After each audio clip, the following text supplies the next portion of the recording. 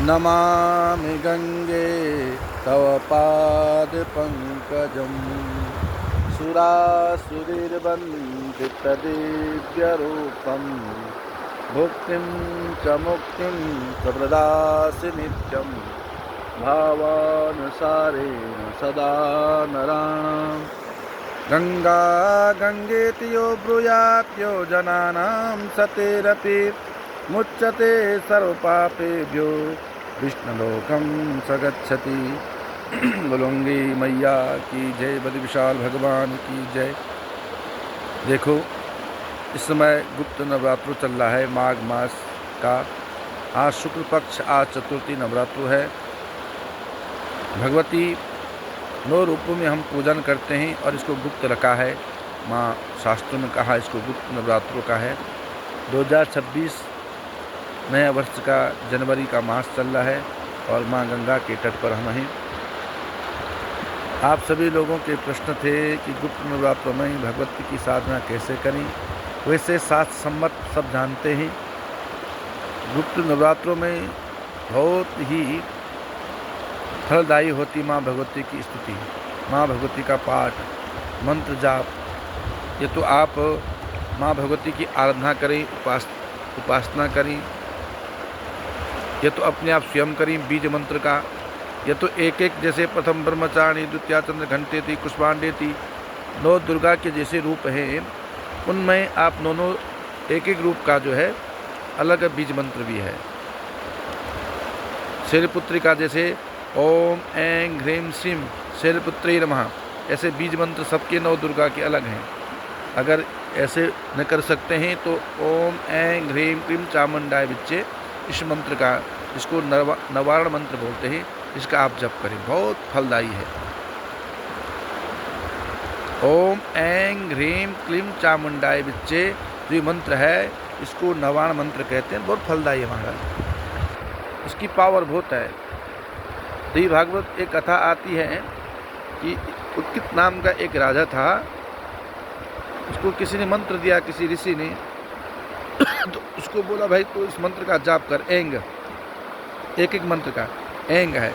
वो एंग एंग M M M M कहने लगा, एंग उसको बोलना नहीं आया, लेकिन फिर भी उसने भाव श्रद्धा भाव से इस मंत्र का जाप किया।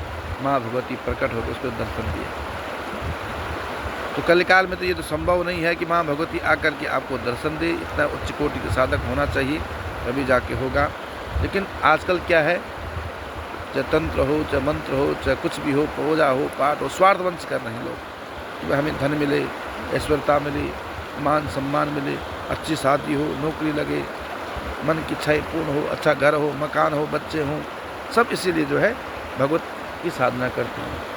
लगभग विशेष करके 2-4% लोग होंगे जो निस्वार्थ भाव से करते हैं, अन्य सभी लोग भगवत की साधना उसी प्रकार करते हैं। तो आप सब नवरात्रों में बीज मंत्र का जाप कर सकते हैं, नवाण मंत्र का जाप कर सकते हैं।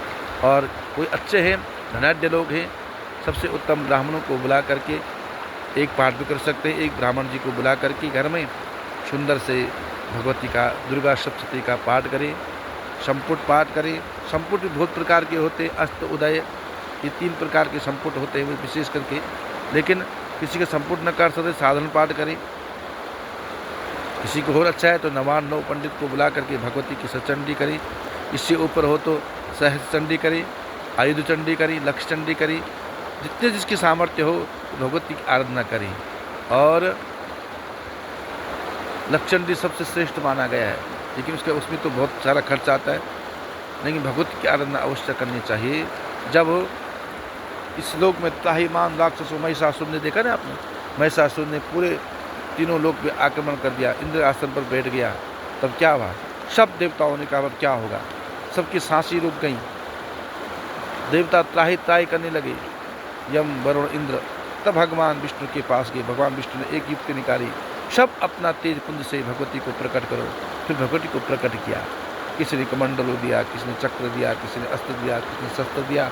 तब जाकर के माँ भगवती का जो है प्रादुर्भाव हुआ और महिषासुर का मर्दन किया माँ भगवती ने। इसलिए माँ भगवती को महिषासुर मर्दनी भी कहा गया। चंडमुंड का वध किया, चांडुल का वध किया, रक्त बीज का वध किया, फिर भगवती प्रकट हुई महाराज। तो इसलिए आपके जो भी संकल्प हैं वो माँ भगवती दुर्गा सप्तशती के द्वारा पूर्ण हो जाएंगे। इसलिए आप लोग अवश्य ही इन गुप्त नवरात्रों में विशेष करके माँ भगवती की आराधना अवश्य करें। जय श्री राधा, जय श्री कृष्ण, जय वासुदेव, जय मैया।